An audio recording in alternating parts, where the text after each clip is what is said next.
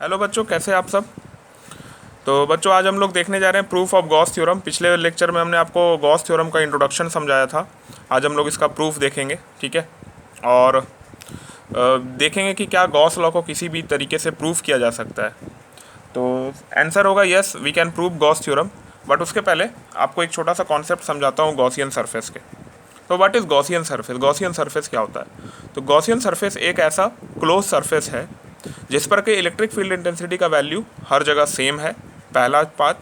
और दूसरा बात कि इलेक्ट्रिक फील्ड इंटेंसिटी जो है वो हर समय रेडियल आउटवर्ड डायरेक्शन में होना चाहिए, ठीक है। तो चलिए, अगर आपको ये अभी स्टेटमेंट से नहीं समझ में आया तो फिगर से समझ में आ जाएगा, ठीक है ना। तो जो फ्लक्स का वैल्यू होता है वो किसी भी क्लोज सरफेस के लिए वो क्यू अपॉन एप्सिलॉन नॉट होता है। और उसको हम लोग इस तरीके से भी निकाल सकते हैं, पिछले वीडियोस में हमने आपको बताया था, ठीक है ना। तो क्या क्यू अपॉन एप्सिलॉन नॉट और ई डॉट डी एस आपस में सेम होंगे, ये हमें प्रूव करना है, ठीक है। तो चलिए, इसके लिए हम लोग एक चार्ज कंसिडर कर रहे हैं। Let this charge be q, और इस क्यू को हम क्लोज कर रहे हैं by the help of a Gaussian surface. और सबसे जो कॉमन गॉसियन सरफेस होता है, जो सबसे कॉमन सरफेस है, वो एक स्फीयर है। तो हम मान लेते हैं कि ये जो चार्ज है वो स्फीयर के सेंटर पे रखा हुआ है। तो जो इलेक्ट्रिक फील्ड लाइंस होगा वो इस तरीके से बाहर की ओर आएंगे, ठीक है। तो चूंकि ये सेंटर पे है तो हर जगह लेंथ ऑफ फील्ड लाइंस बराबर होंगे, यानी आर स्क्वायर का वैल्यू सेम ही होगा। तो आप किसी भी पॉइंट पर इंटेंसिटी का वैल्यू अगर चेक करोगे तो आपको सेम मिलेगा, ठीक है ना। So this is the first point for Gaussian surface. दूसरा पॉइंट क्या है कि इलेक्ट्रिक फील्ड का जो डायरेक्शन है वो रेडियल आउटवर्ड होना चाहिए। देखिए, ये रेडियल आउटवर्ड जा रहा है, बाहर की ओर जा रहा है। क्यों रेडियल आउटवर्ड जा रहा है? क्योंकि किसी भी पॉइंट पर अगर हम एक टेंजेंट बनाएं तो वो टेंजेंट से जो एंगल है वो 90 डिग्री का बनेगा। तो वो रेडियल डायरेक्शन में रेडियस ही होगा, ठीक है ना। तो चलिए, हम लोग अब स्टार्ट कर रहे हैं अपना प्रूफ। तो इलेक्ट्रिक फील्ड का वैल्यू आपको पता है होता है 1/4πε0 क्यू अपॉन आर स्क्वायर, ठीक है ना। तो ई डॉट डी एस का वैल्यू क्या हो जाएगा? ई डॉट डी एस का वैल्यू हो जाएगा 1/4πε0 Q upon are square dot D S, ठीक है। तो हमें इस पूरे सरफेस के लिए फ्लक्स चाहिए, तो हम क्या कर रहे हैं, पूरे सरफेस का क्लोज इंटीग्रल।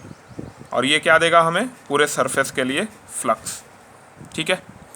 तो इतना जो एक्सप्रेशन है वो एक यूनिट सरफेस के लिए, एक छोटा एलिमेंट के लिए है ds।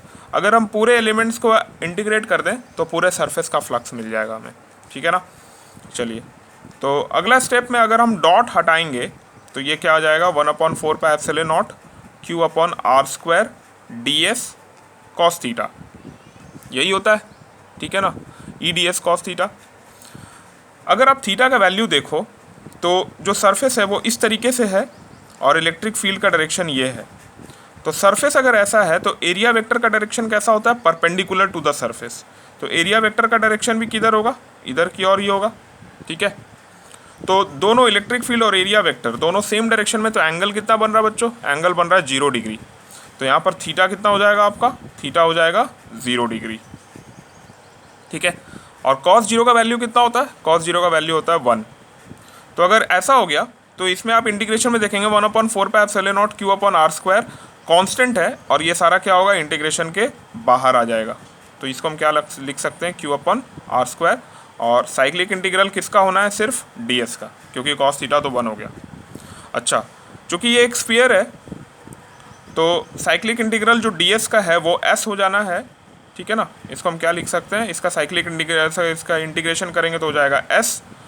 और एस जो है वो सरफेस एरिया को रिप्रेजेंट कर रहा है, और एक स्फीयर का सरफेस एरिया क्या होता है? 4πr², ठीक है।